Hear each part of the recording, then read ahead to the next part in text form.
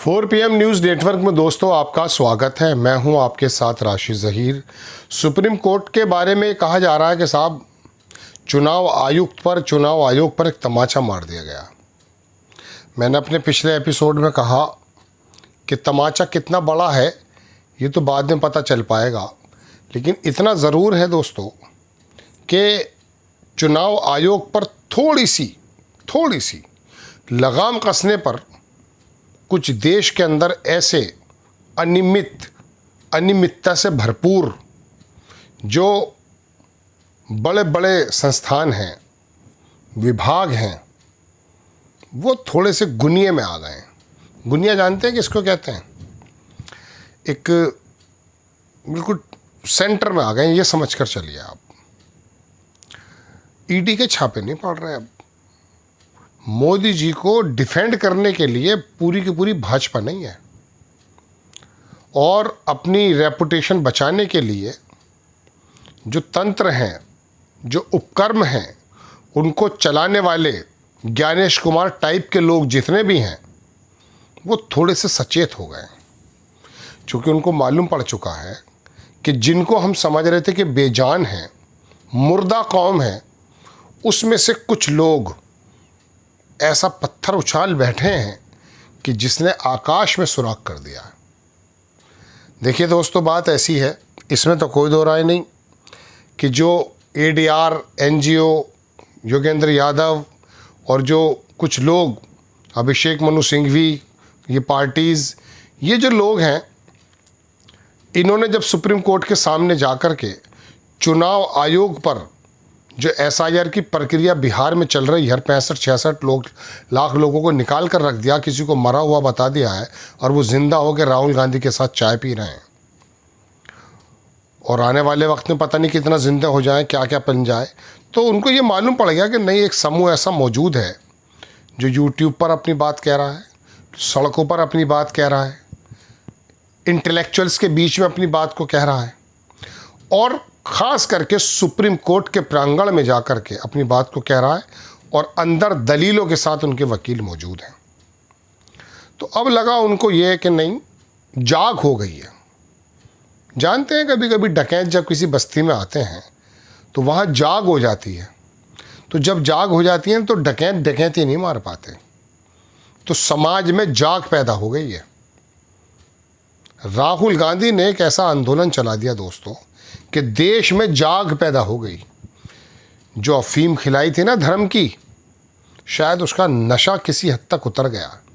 ऐसा लग रहा है कि इन तमाम लोगों ने, जिनका मैंने जिक्र किया, NGOs का, ADR का, विपक्षी पार्टियों का, उन वकीलों का, उन्होंने गोया के उस बस्ती के लोगों के चेहरे पर बाल्टी से पानी भर करके दे मारा है, उनके चेहरे पर। जाग गए वो लोग।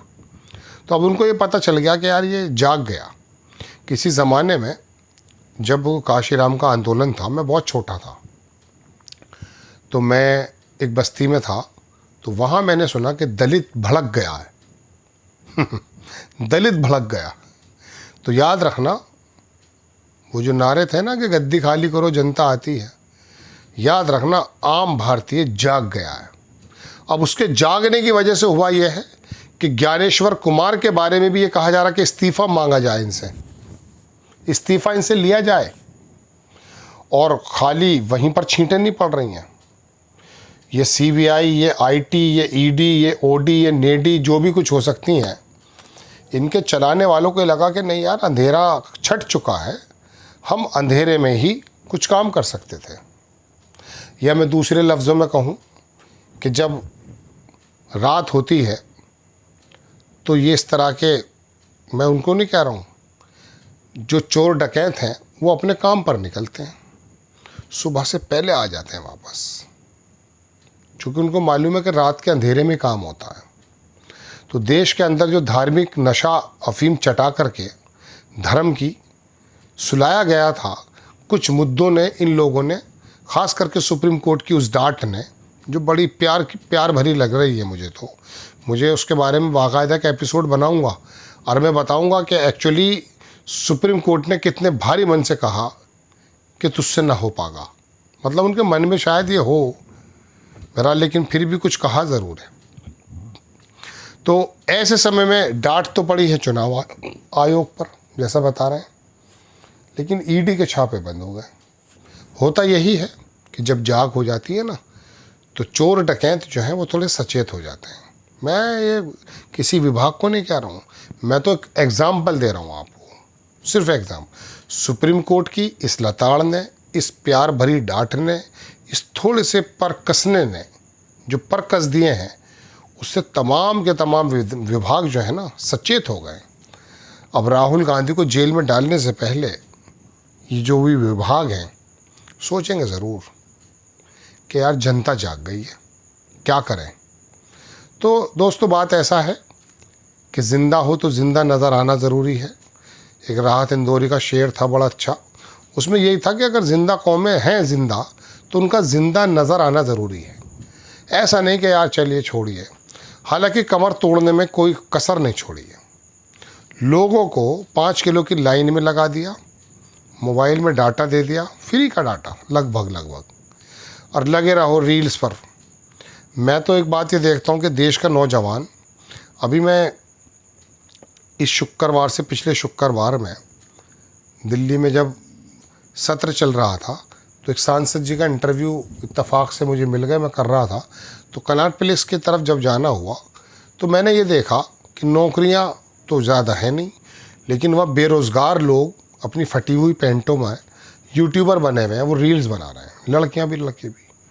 मतलब अतः तादाद में कितने पैसे मिलते हैं, क्या मिलता है मालूम है आपको? कई लाख चलने के बाद भी एक शॉर्ट्स में $1 नहीं आता है। बहुत मेहनत करनी पड़ती है, लेकिन लगे हुए काम ही नहीं है उनको कुछ, क्या करें, बेचारे बेरोज़गार हो गए। तो देश तो इस तरफ लगा दिया है इन्होंने कि गरीब आदमी को तो जीएसटी के माध्यम से या नोटबंदी से उनकी कमर तोड़ दी, एमएसएमई बर्बाद हो चुका। तो अब जब बर्बाद हो जाता है ना तो आदमी की हिम्मत और कॉन्फिडेंस टूट जाता है, और फिर लगा दिया उसको जो है सिनेमा में। आप कहोगे मैं फिल्मों की बातें बहुत करता हूँ, लेकिन आ जाती है। वो था ना कि वो वासेपुर जो फिल्म आई थी, गैंग्स ऑफ वासेपुर, तो उसमें कहा ये सिनेमा ने बड़ा बर्बाद कर दिया है। अरे वो नरगिस के लौंडो, संजय दत्त के बारे में बात करता है नरगिस का। ये सिनेमा जब से आया है उस वक्त की बात थी। तो अब तुम यकीन मानिए सिनेमा जो इसके अंदर आया है, तो हर आदमी ये समझ रहा कि बस मैं जो हूँ छा जाऊँगा, मशहूर हो जाऊँगा। चलिए मशहूर हो भी सकते हैं, लेकिन पैसा तो भाई पैसे से घर चलता है। नौकरियों की बात अगर नहीं करोगे, ये लोग करना है। खैर मैं अपनी बात बताने ये हाजिर हुआ था कि सुप्रीम कोर्ट की इस लताड़ से कई जगह धमक पहुंची है, जो मैंने अभी आपको बताया। आपको खबर अगर अच्छी लगती है दोस्तों, चैनल को सब्सक्राइब ज़रूर करें, शेयर करें। नेक्स्ट टाइम किसी खबर के साथ हाजिर होता हूँ। जय हिंद।